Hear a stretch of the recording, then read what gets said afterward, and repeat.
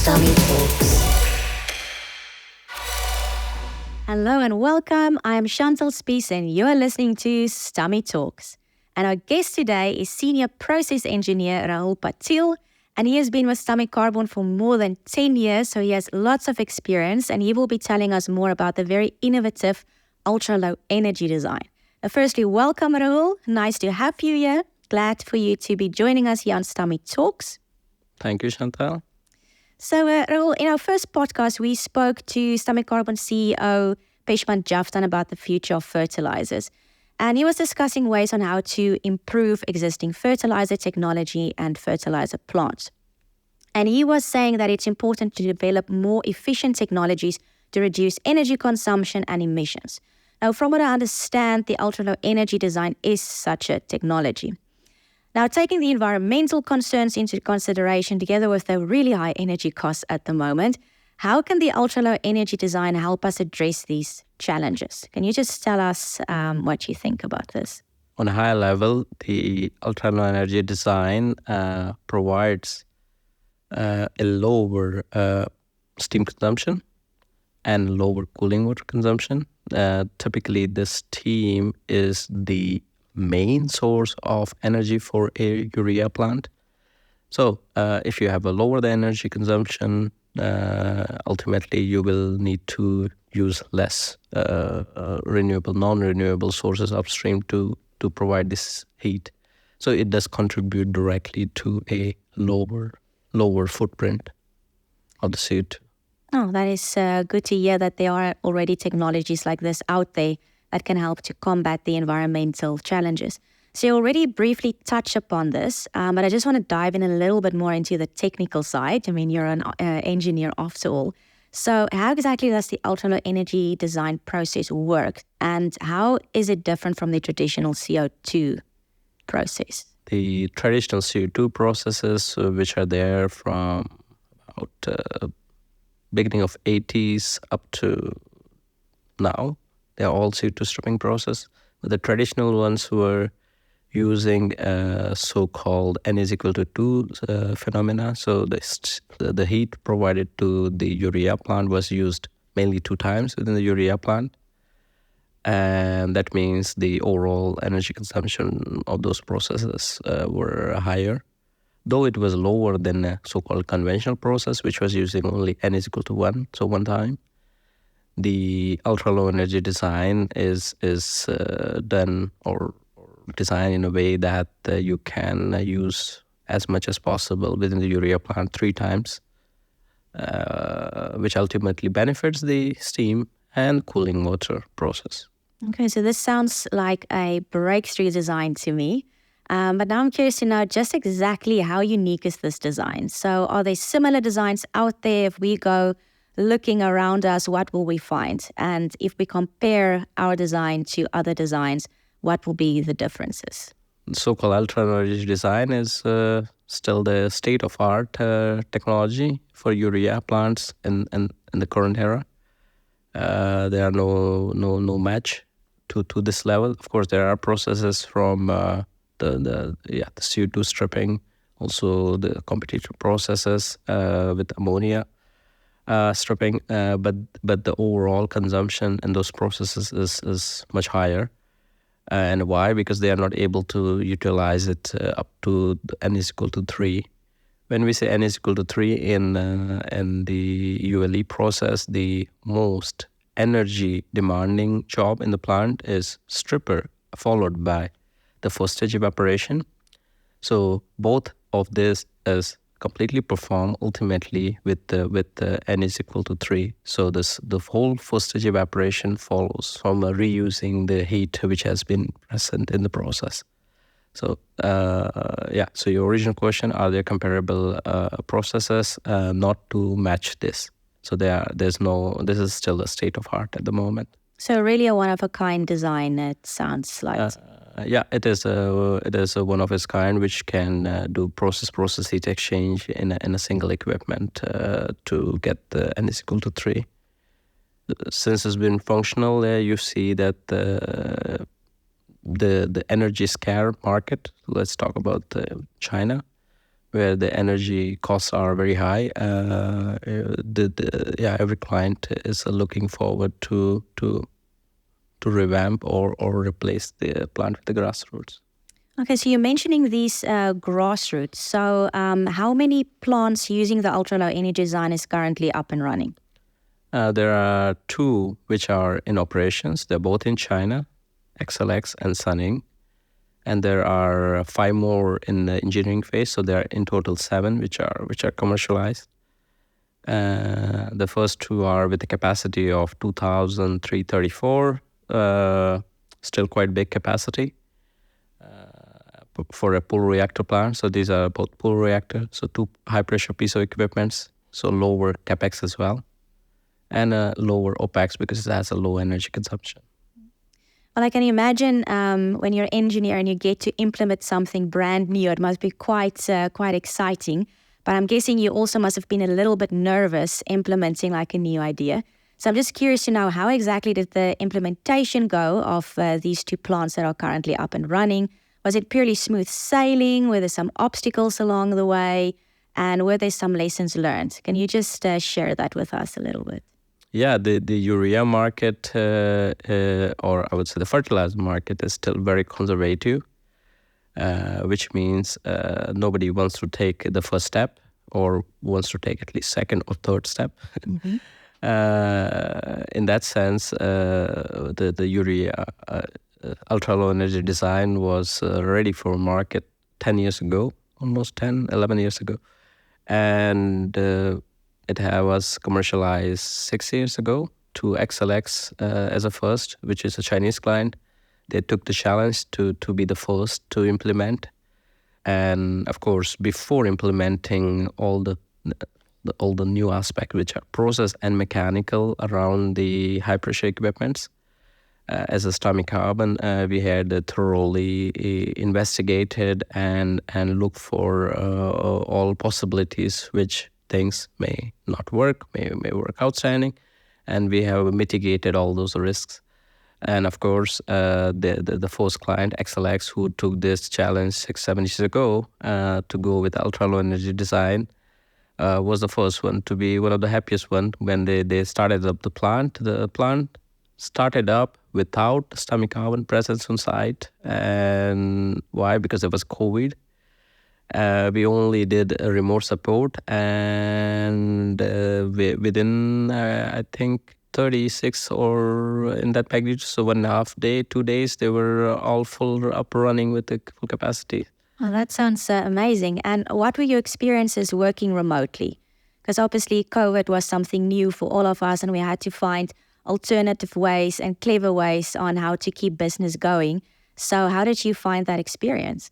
It was a nice, challenging time in the sense, you cannot travel on site due to COVID, but the client has their plan to start the plant on a particular time. We had a lot of remote support, almost for 1 month, full time. We have been training. We're doing this operator training, followed by simulator training. Simulator is something Stami digital team has prepares. So it's the operator training simulator, OTS, one of the Stamicarbon products. And we had made before the commissioning already a fully dedicated custom-made OTS to able to support not just the client, but also Stamicarbon. This is the first plant we are going to do the startup with. So everybody should be fully equipped with both best inside. And as a result, we saw even without Stamicarbon presence on site, the client managed to start up smoothly without upsets and keep on running. You must have been really happy about that. I can imagine you must have been a little bit nervous, not being physical at site and doing everything remotely, but I can see you smiling over here. So I'm guessing it was quite a nice accomplishment for you and your team, right? It was a very nice accomplishment for the organization, also XLX themselves. But it may sound funny when the first time XLX sent us a message, we are up and running with the 60% capacity. Let's see. did you really start it up? Yes, it's perfectly running. Okay, that's okay. And then the second day and third day, they send new screens and they say, yeah, we reached the capacity and we are going up. So, of course, any client who comes first to take a risk of the first of its kind technology, let's say, they may have a lot of uncertainties or risks in their mind. As a licensor, we also want to minimize all risks. So we did a lot of pre-work in-house and with the client, but it was not yet started. So once it started, is the so-called the proof of the pudding. Yeah, exactly. So you just mentioned that it takes a lot of guts to be the first to implement a new design. What do you think caused this client to be like, we want to be the first to use this design? Interesting question. So the energy costs in China are high. Stamicarbon itself, of course, fully studied the solution and share with the client, and so it's comes together, and we take the performance guarantees as a part of our license. So the risk for the client is also balanced with their needs, and of course, it was an amazing project. We make it through. I'm happy to hear that it went so well and it is so beneficial also for the client. Now, obviously, these two projects are grassroots projects that the clients are so happy about. But now I'm wondering, what about existing urea plants, aging urea plants, plants that are maybe due for an upgrade? Can the ultra-low energy design also be applied as part of a revamping solution, or is that not something that you're looking at the moment? Yeah, we did study. So I'm a part of the launch team, the grassroots team, but I know that we have also studied in the Evolve, so-called revamping team, some solutions for clients revamping conventional plants to current state of art. But this is a really case-to-case basis and what their needs are. So if they need a capacity and energy saving, this may be the best way to go forward. If they need only a little bit of energy, maybe then this is too expensive. So it's a really case-to-case to assess. But the solution is available for not just for CO2 stripping, but also conventional and competitor technologies. So it's basically like a tailor-made solution per client based on their needs. So this is not like a cookie-cutter type of design. So you really put in like thought and effort into finding the best solution for a client, correct? Correct. But this is also, I would say, the backbone of Stamicarbon processes. So almost all projects we do, they are custom-made. And there are always differences on the detail, on the design, on the equipments, project to project. Also the revamps we do that way. So what the existing configurations is and what would be the future needs, and based on that we make a custom-made solution. Yeah, I can imagine must also be quite exciting, especially for an engineer to continuously be innovative and coming up with new solutions to new problems, right? Yeah, we have a big team. We have a large team of technological focused people in the company, and the innovation is the backbone for Stamicarbon. So we continuously look for improving the technological solutions. Yeah, so you already touched a little bit on your focus for the future, and you spoke about how important innovation is for Stamicarbon. Do you have any aspirations for this technology in the future? So far, what we have done is N is equal to 3, so to 3 times utilization, but we are also working to go further. So this is not the end. This is a solution, current state of art, but we go further from here. So we have been working on those as well. And there are also solutions we are involved in to reduce the carbon footprint by reusing the CO2. So reuse means the waste CO2 from other industry or originating from renewable sources and ultimately using it as make a urea. So focusing on reducing the carbon footprint is currently your main focus?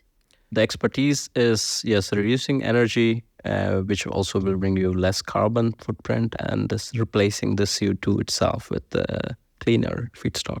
Okay, so making the fertilizer industry a little bit greener is definitely a priority, exactly. right? That is good to say.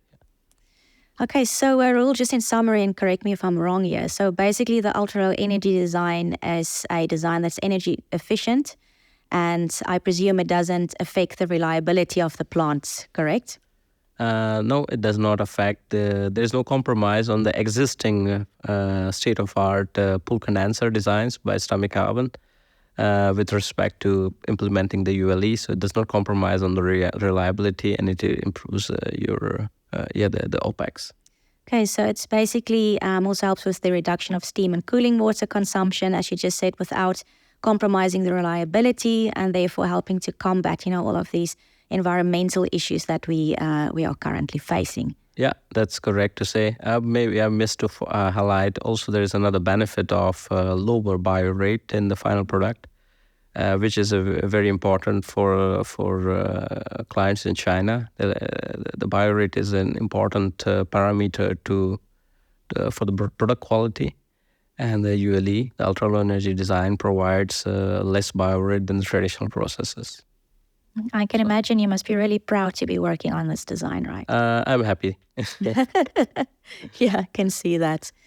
So, Rahul, thank you so much for telling us more about this technology. I want to congratulate you on your team for doing a great job implementing this. And I want to wish you the best of luck for all the other innovative things you will be doing in the future regarding this technology. Thank you, Chantal. So much. And also thank you to our listeners for tuning in. Please keep an eye on our LinkedIn to be up to date on all our future podcasts. We will be discussing other fertilizer technology such as corrosion, green ammonia, and the digitalization of fertilizer plants. So thank you for listening, and hope to have you on Stamitalks in the future again. Goodbye and take care. Thank you. Stamitalks.